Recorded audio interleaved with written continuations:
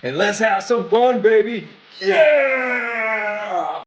And we're rolling, baby. We're back. We're going to go over the 4 boxes that you should be checking off before you ever even hit the golf ball to make your bad shots less bad, because that's what golf is all about. You're going to hit bad shots, but how playable are your bad shots? You hit the great shots, that's great. But when you hit the bad one, can you scramble? Can you still make par? Do you have to make it for a bogey? Do you have to go for double or even triple for the amateurs, right? Circle 8, snowman. Check these 4 boxes off. It will make your bad shots less bad when you inevitably hit them.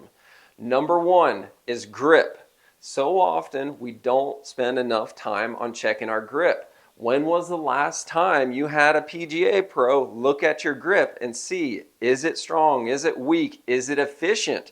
So one of the things that Case has worked with us on here and a lot of our clients here is a lot of clients or a lot of people will come in palming it, right? And when you palm it, you don't really have a good fulcrum, right? Versus when we get it into the fingers and actually grip it the way that you should, not in the palm, then you can actually hinge the wrists and you can release them, right? So then when we go to stronger grip, one of the things that we have to understand is if you have a really strong grip, then the club face is going to close more naturally. You're not going to have to manipulate it with your hands as much. If you have a weaker strong grip, then you're going to have to manipulate the club face more to close it down to avoid the big slices. So one of the easiest things that you can check right off the box is if you're hitting these giant banana slices, just try to really exaggerate a stronger grip and just see if it changes. Of course, there could be other things why this happens in the first place. So number 1 is grip. Number 2 is ball placement. Take an extra 5 seconds, 10 seconds to make sure you have proper ball placement. So one of the things that is old school, and I've been wrong saying this in the past, so I want to clear the air with this, is the old school way is to say with your 7-iron, you want it directly in the center of your stance. And then for the 8-iron, 9-iron, the shorter the club, you're moving it back. The longer the club, you're moving it forward. So that's more of an old school thought process, and here's the reason why. Because the farther back you move the ball, the steeper the angle of attack you have to hit the ball, right? The more farther forward you place the ball, the more you can rotate through the ball, and you don't have to have such a steeper angle of attack. So if you're consistently chunking it, maybe the ball is too far back, forcing you to come over or come up with a steep angle of attack. So here's the new school way of thought is 3 balls, and they're all placed forward of the stance. This is correct, right, Case? Yep. So with the 3rd ball, that's where your driver in the woods are. The 2nd ball, that's where your mid-irons are. And then the short ball, or the closest ball to the center, that's where your wedges are. And that's going to allow you to rotate better through the golf ball opposed to coming too steep at it, steeper angle of attack. Number 3, this one is a big one, and it's just going to take time and repetitions and cameras and mirrors to make sure that you're doing it the right way. And that's alignment, making sure that your feet, hips, and shoulders are all in proper alignment.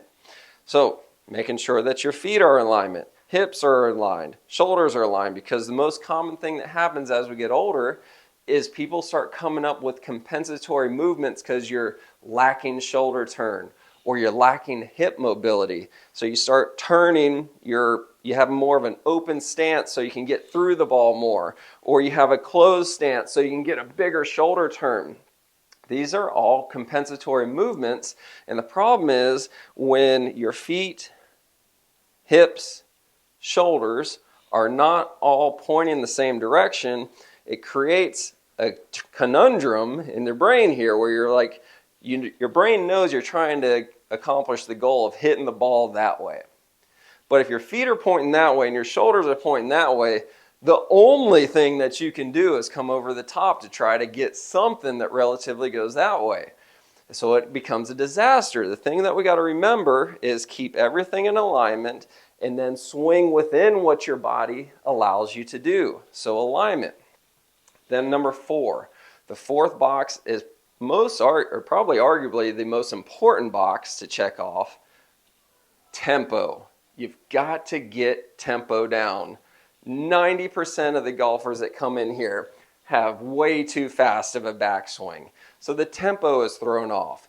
You have to go slow enough into the backswing so that you can finish the entirety of it before you reverse it and come back the other way. If you don't give yourself time to finish going to the right before you come to the left, if you start it too soon, then your weight will be off and it makes it that much harder to get onto the left side because your body never finished going to the right. So how in the heck are you supposed to get there?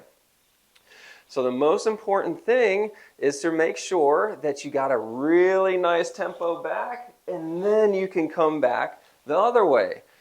One of the easiest things that I've used over the years is first name, middle name, last name. So as long as you don't have some weird name that's got a ton of different syllables, not weird, just abnormal with a bunch of different syllables, then it should work out. So my given name on birth certificate is Michael Jacob Berman. So what I say is Michael Jacob Berman. So on Berman, I'm exploding down, or not exploding, just reversing it, starting the downswing, because I've given myself time to finish the backswing. Michael Jacob Berman. Give yourself time to finish the backswing before you initiate the downswing. So check off these boxes. It will make your bad shots less bad. The thing that we notice in here when the simulator is on all the time is when people get in a rush because you're just sitting here banging ball after ball after ball, you hit a bad shot, you get in a hurry to hit another shot, you stop spending time on checking the 4 boxes. If